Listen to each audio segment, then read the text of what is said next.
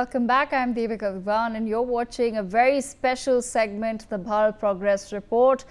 And for the next 25 minutes, viewers, we're going to take you through some more milestones that India has achieved in 2025. But this time our focus will be on high technology. I have with me on the broadcast Arun Mamfazi, semiconductor professional and author, and Vivan Saran, author and partner at Koan Advisory. And they'll be taking us through their thoughts on some of these milestones as well. So let me begin with milestone number 57 that India achieved in 2025.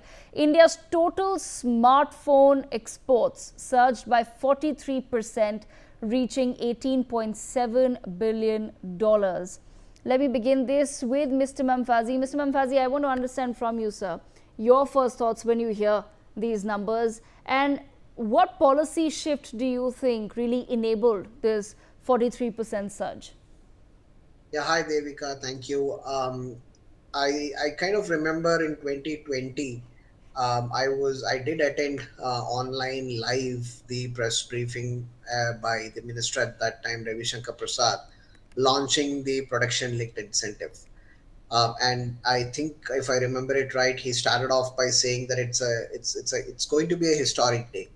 And I think maybe the impact of what was going to come was not fully understood at that time. But at the root of what you see now in terms of these smartphone numbers is the production linked incentive, as far as I know. Now, there could be arguments on maybe even without those PLIs, India might have picked it up and so on and so forth. But we don't know. The road not taken is not known. So what we know is that the PLI, at least in terms of smartphone assembly in India, and I'm being very specific by saying smartphone assembly because it's not, when you say manufacturing, whether it is actually producing it, how much percentage of it being localized, all of that arguments come in. But clearly this is smartphone assembly. The PLI for that has definitely worked. Whether the PLI for something else has worked, there are about 14 segments or so, or even more these days with the production linked incentives. Not all of them might have worked, but definitely the smartphone one has worked. And for a country like India, I just saw a report a couple of days back which says that it gave jobs for I believe 1.33 million people, 13.3 lakh people. So for a country like India, especially with so much of youth power, it has become important that we get into manufacturing.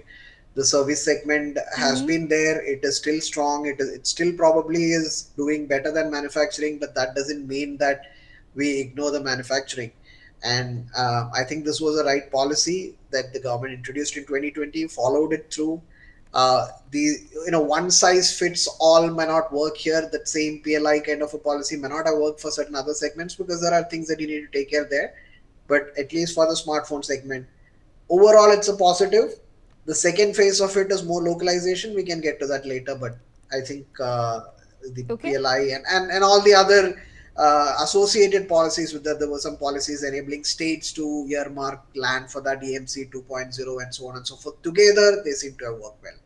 All right, Vivan, I want to bring you into the conversation as well and understand from you. Mr. Mamfazi raised a pertinent point there. But given the speed at which we're achieving some of these milestones, I want to understand from you, in your assessment, how soon do you think India will transition from final assembly to perhaps 100% indigenous component manufacturing?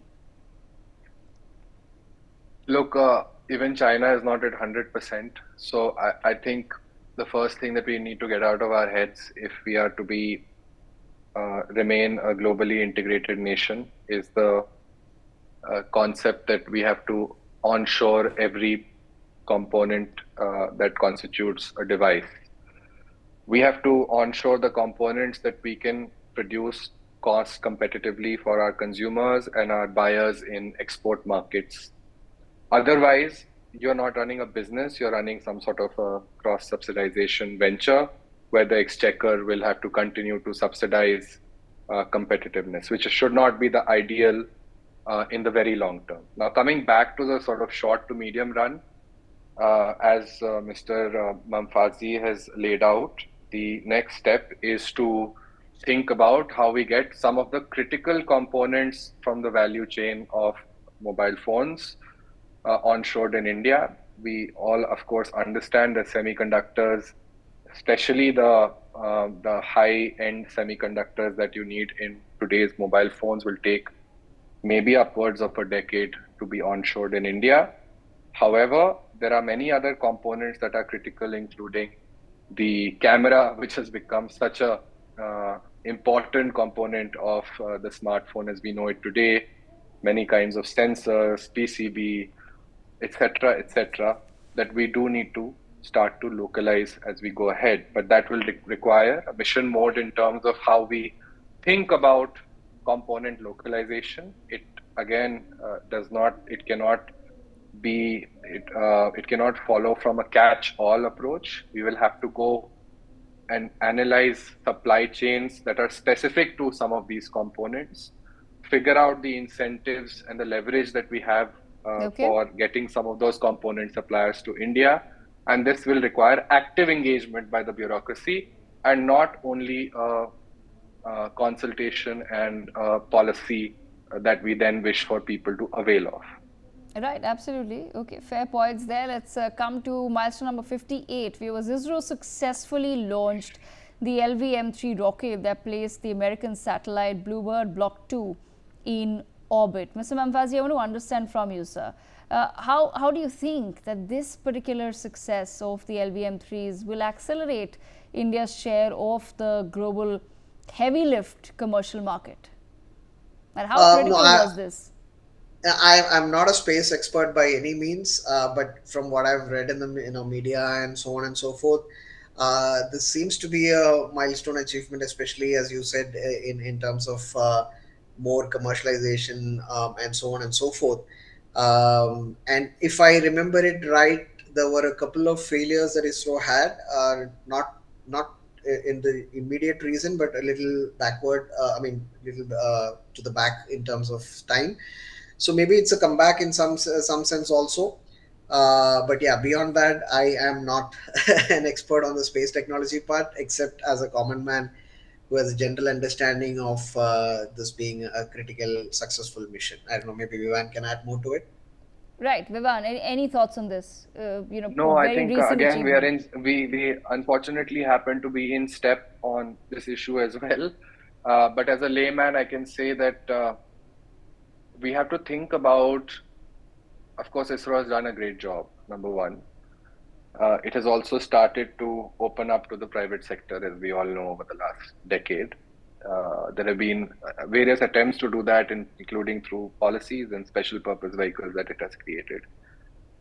Has that led to a private sector space race which is sustainable in India and can be sustained without either a combination of state support or foreign investment? The answer to that is perhaps no. So what we need to think about now is, just like in AI, maybe you have a trend on AI, so I'm preempting it, but we need to think about the use cases that Indian markets have to offer to ISRO and the private sector collaborators of ISRO that are launching these heavy loads, payloads, etc., at a cost competitive price. How much can the market offtake? How much can the Indian markets demand really help this industry grow? And where can we grow that demand? So just to give you an example, at the sector that you are part of, which is broadcasting, of course, is one of the largest users of satellites today in India. And so if the satellite sector is to grow, the broadcasting sector must grow. And so it's interlinked because satellite is a service provider to your sector. And so we need to start to think about these interconnections a little bit. And towards that, perhaps a little more of a whole of government approach when we think about satellite utilization, without, of course, bringing in harsh and rigid rules that necessitate transition to Indian satellites. That's not what I'm talking about. What I'm talking about is better planning for the future in terms of the use case and the service provider. Okay, milestone number 59, viewers. ISRO successfully conducted its first ever space docking experiment called SpaceX. And let me tell you, it is now expected that someday in the near future, hopefully in the near future, this docking technology will be used to launch the first module of the Bharatiya Antariksh Station, which will be our own station in space. And that's the dream right there. So Vivan, your quick comments on the same. I want to understand from your I think, perspective. look, we have great power ambitions, and to be a great power, we have to definitely have our own space station. It'll also enable, I think, a lot of research and development as long as the space station and the access to that space station, there is not too much red tape around for the scientific community in India. And that's what my hope would be, that the space station is truly what a space station is supposed to exemplify, which is a place where experiments happen, where the future technologies are created. And of course, it should also be a model for collaboration with the world. I mean, that the Americans and the Soviets, despite all their, enmities, collaborated as far as, space station dockings, etc. were concerned. You had Mir going and docking on the International Space Station as much as the space shuttles from the US. And I think that collaborative spirit, which is slightly missing now in the world, because we're seeing a lot of contestations around technology. I think if we can bring that back onto the table using some of this equipment, that would be a contribution to the scientific community as well as to the cause of global integration. All right, viewers. Milestone number 60 then is the fact that India commissioned its latest multi-role stealth frigates, the INS Udaygiri and the INS Himgiri. Again, Mr. Mamfazi, I understand that you're not from a defense background, but I just want to understand from your perspective, as far as naval power is concerned, we are expecting that these frigates will influence India's shift towards what we're calling a 200 ship blue water navy by 2035. Given some of the developments of just 2025, how critical is it for India to continue building on its naval aspirations? Yeah, again, as a layman who probably have sat together with some defense expert in some panel discussions or some conferences, I just keep hearing about a couple of very important points. One is modernization of the defense forces in general, and second, of course, is India's naval power, given its long naval or the ocean access and so on and so forth. So towards that, from what I've seen in the news on these also, I believe these are steps in the right direction. But often, again, in the open source discussion, you often hear both sides of the story in terms of whether we are indeed capable, or we are indeed the kind of naval superpower that we claim to be, and our control and influence in some of the Indo-Pacific and so on and so forth. So as somebody who's just looking at it from outside, it appears again to me that there are definitely developments. Now, how much of is it 100% of what we desire to be, where we want to be? I'm not so sure, at least from what I see around. Again, this is just from a very layman knowledge of things. All right, we come to milestone number 61 then. National Quantum Mission was approved at a total cost of rupees 6,003.65 crores. Mr. Mamfazi, I want to understand from you, which specific sectors are you hoping, finance, health or defense, are expected to now see some first real-world quantum applications in India?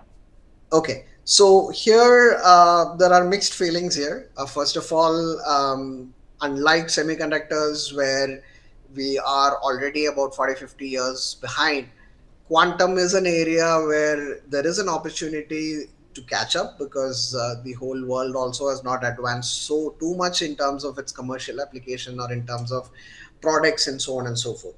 Yet I feel that India is already starting to lag compared to even smaller countries. Some countries in Europe are in fact perhaps doing even better.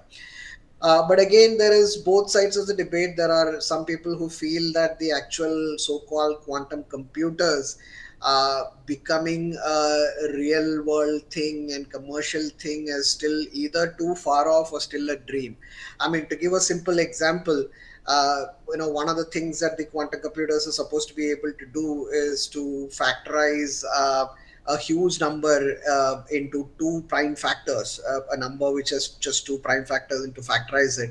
And this is what is going to impact encryption and so on and so forth. But it turns out that despite all the claims by companies like IBM or Google and so on and so forth, the actual quantum computer is still being able to do a factorization of just a two-digit number or a three-digit number, like a 21 into 7 or a 3 or something. This is what I understand. Maybe I'm wrong. So we're still too far off from seeing some of these things really hit that kind of a scale. Uh, However, there are other aspects. I believe out of the in the NQM itself, there are a lot of subcategories, quantum communication, and so on and so forth, which is what is being focused with 6,000 crore. I don't think, and that too distributed across various institutes and so on and so forth. I don't think you're going to be able to do much in the quantum hardware. Where we again need to push further, I believe, is in two ways. First, again, private partnership, trying to get more industries and so on. To whatever extent the quantum industry is developed, start getting that base now itself. And second, at the manpower level or at the school level, and I just quote a couple of examples because for certain other reasons I've been looking into some of these. I was basically looking into for a student's project, what are the projects you can do in the quantum field in the real world or in normal setup without having to go to extremely low temperature and so on and so forth. The interesting thing that I found is there are a lot of misconceptions, misunderstanding. Even our own first, the Nobel Prize winner C.V. Raman's Raman effect has been heavily misunderstood at the school level. There are prestigious competitions in which people show what is they claim to be as Raman effect, which it is not. So I believe that there needs to be an urgent need to look at the curriculum. Let's let the next generation, which is most likely Okay. where the quantum computers are going to, quantum engineers are going to come. There's an urgent need to refine that curriculum as well. So these are the two areas that I would add on to that India needs to focus on, in Okay. addition to what is already being tried out. Okay, Mr. Saran, your thoughts on the National Quantum Mission? I think two additional areas. One is India, for quantum, you need super clean laboratories. You need basically very, very good lab infrastructure, and you need, if you're going to be distributing these resources, then there has to be some way in which, we are able to optimize that distribution of 6,000 or 8,000 crores that is being put out, because these labs are expensive. And at the same time, you do want to give maximal access to this lab infrastructure to the faculty, let alone the students who are not yet used to the subject of quantum. And so in India, we have not too many professors of computer science who will know the quantum field. It is also an intersectional field. It will require people to be as mathematical as they are, into bits and bytes and so on and so forth. So it's a field that, as Mr. Mamphaji said, requires a lot of upskilling, but not only at the school level, also at the, there's a lot of relearning and upskilling required for the professorial workforce, so to speak, or the lecturers and others in universities, because they'll have to, in some sense, lead the charge for that trickle down effect to happen through their student bodies and communities and so on and so forth. And I think that is a bit of a challenge, because if you look at the citations for works around quantum, quantum encryption, decryption, quantum algorithms, post-quantum cryptography, all the fields that are sort of relevant to the critical areas related to quantum today, there's very few Indian names, let alone people from Indian university ecosystem. So it's an opportunity, like AI is an opportunity to reconfigure our IT services industry. It's an opportunity to reconfigure how we think about universities and research and development and the criticality thereof. And I think it's also an opportunity equally to think about how the defense industrial complex interfaces with the university ecosystem. And of course, we have made some modest strides in that direction through the research foundation that Prime Minister Modi sort of rechristened about a year ago, and budgets therein. But there's so much to be done on public-private partnership around R&D in India that remains as yet in a very nascent phase. Okay, all right. Milestone number 62, viewers. ISRO marked its 100th rocket launch with the flight of the GSLV F-15.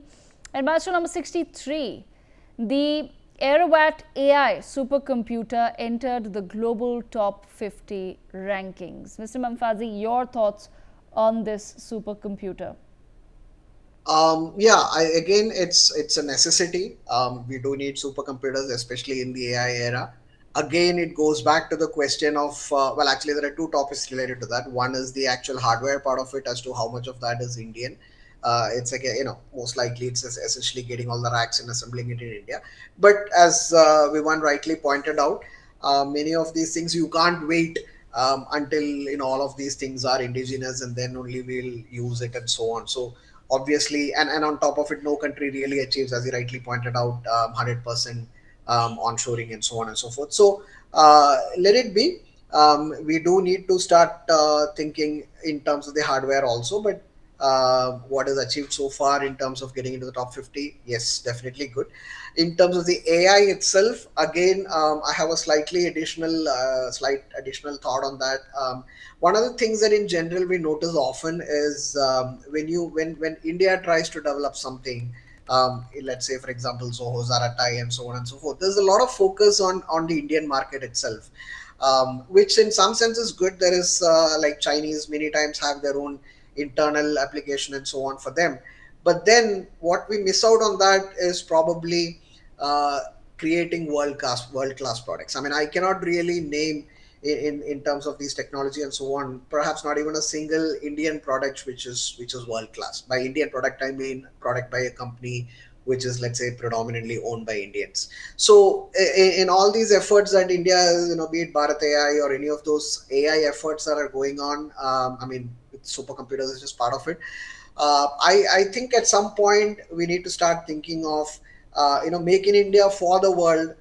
That for the world emphasis, or that seems to have not clicked uh, enough. Except of course, assemble it in India and export for the world. That's a different story. But really making world class products for the world, starting to become leaders, starting to become pathfinders and path creators. I really hope. I mean, I know that we are still starting on many of these things, but I really hope that in the next decade or so, we will slowly start getting into that mode. Okay, Vivan, I want to understand from you as well. I mean, the fact that in 2023 we debuted at number 75 in the world top 500 rankings, global rankings, and within 2 years we've now managed to, come on in the top 50 rankings. What does that indicate to you as far as the roadmap for scaling India's air infrastructure is concerned? No, I'm not aware of this 50 ranking, but I can comment on the importance of giving the ranking some weightage, as you have, in policy discussions.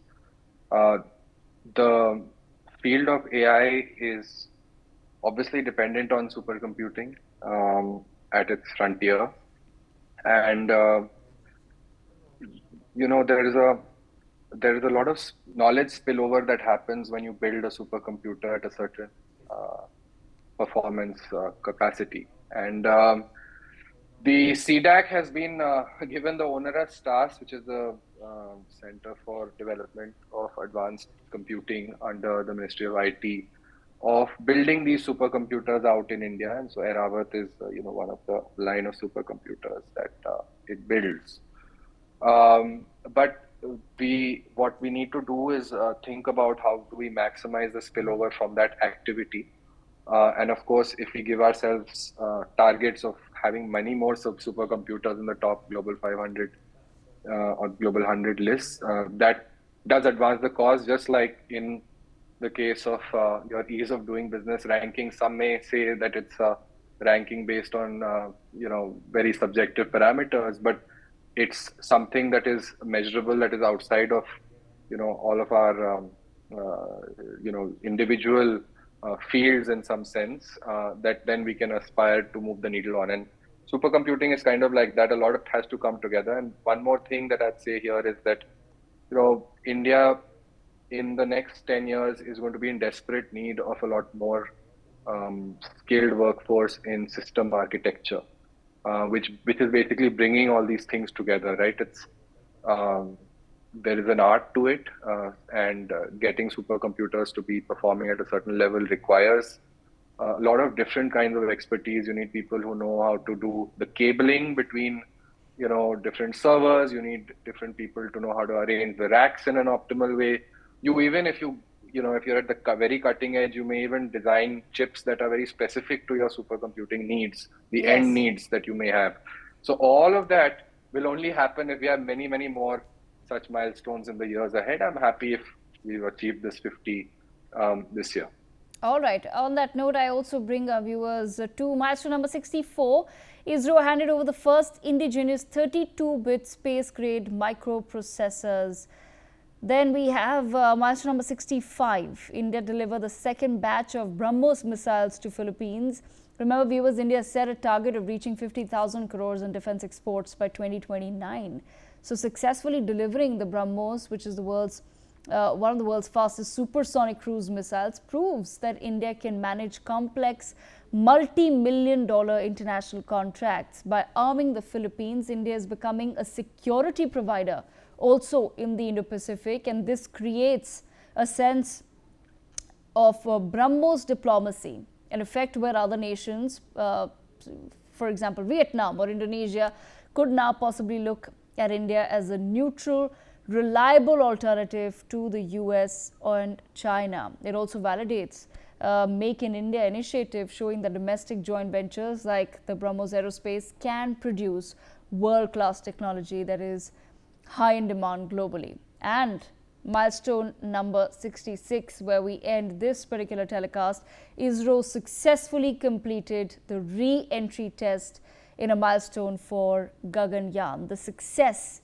in the re-entry technology will make India only the fourth nation after the US, Russia and China to possess independent human spaceflight capability, the foundation for a space station. We cannot build the Bharatiya Antariksh Station planned for 2035 without first mastering how to bring crew back. And this test, viewers, validated the heat shields and the parachute systems required for all future return trip missions. With that, I thank both of our guests for joining us on this very special episode of the Bharat Progress Report. More milestones coming up on the other side. Stay tuned.